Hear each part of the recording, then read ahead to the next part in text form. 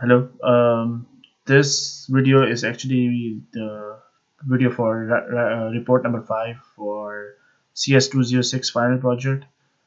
So essentially, I'm working on altitude PID based altitude controller for a quadcopter. So we want to control the altitude of a quadcopter using a PID controller over here. And this particular simulating model that we you can see over here has different parts.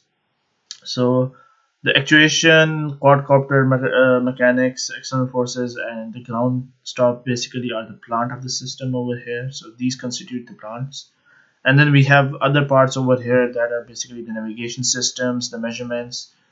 If we can go into the detail of these, but that is not necessary for the part of this project because the main part of this project is to create a genetic algorithm that can come up with values for proportional and integral and derivative part if required to basically control the attitude of a quadcopter. In this particular video, we are not going to be focusing on any genetic algorithm. We're just trying to show you that the model being provided over here is definitely able to at least control the position, the altitude of a quadcopter. So that's the purpose of this video.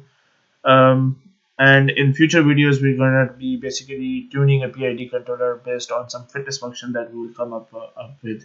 And that fitness function will definitely penalize or reward certain desired characteristics of our system. So just at the top of our head, we would like our error to be minimum, so we would penalize our error a lot, and we would like our quadcopter to reach our desired position in a particular manner. So we would like minimum overshoot, and we would like to have minimum amount of settling time. So these are common control characteristics that you do want to have. But the problem is, like, you could traditionally, what you could do is you could draw a root locus diagram and then use your traditional PID techniques to come up with those values. However, in genetic algorithm, what we would try to do is like cut that. It's not tedious, but cut that part and come up with values that make sense or that are optimal enough for us.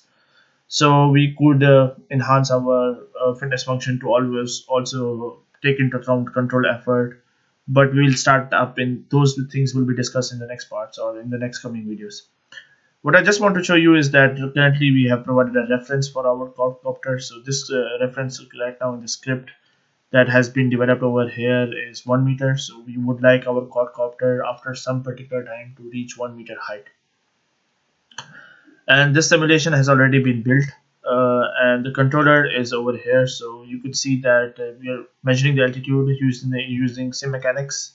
So the altitude is being measured over here, and then it's being fed to our controller, and we are then comparing it with a reference that we have. So we already have the reference that has been shown to you, and so we're measuring the error in the system, and based on that error is being then fed to a PID controller. And then we're using two types of controllers. We're using a position controller and a velocity controller because this then controls the rate at which you go towards your system. But our main focus is on basically the position control. So we are going to be tuning this particular. You can see over here I have already tried some different values of KP and KI just to see if our genetic algorithm, when implemented, will work. So in the future, we will basically be working with KP and KI and trying to come up with values of these using genetic algorithms and fitness functions. So just to summarize this, if we go to the simulation, this is the simulation right now. We'll run the simulation in just some time. So part of the simulation is that after 5 seconds, the quadcopter controller will activate and it will go up in the air, and then the controller will try to maintain an altitude of 1 meter. But the problem is that since this controller is not well configured, you will see an overshoot and then it will come back down. So again, the purpose of our genetic algorithm will be to overcome these issues of overshoot, settling time, and these things. So without further ado, I'm just going to start the simulation. It will run for 20 seconds, and then after 20 seconds it will die down. It will finish.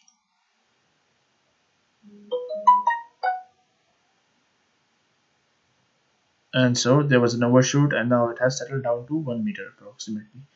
And we can check that our system has actually maintained or reached our value. because once we are done with this simulation, we're gonna go to Simulink over here, when we are recording all the required data that we would like to see. And if you would like to see the altitude measurements over here, you can see that it's approximately 1 over here. And we are also showing you the error over here, which is in the green, and you can see that the error essentially increases initially and then goes down back to 0.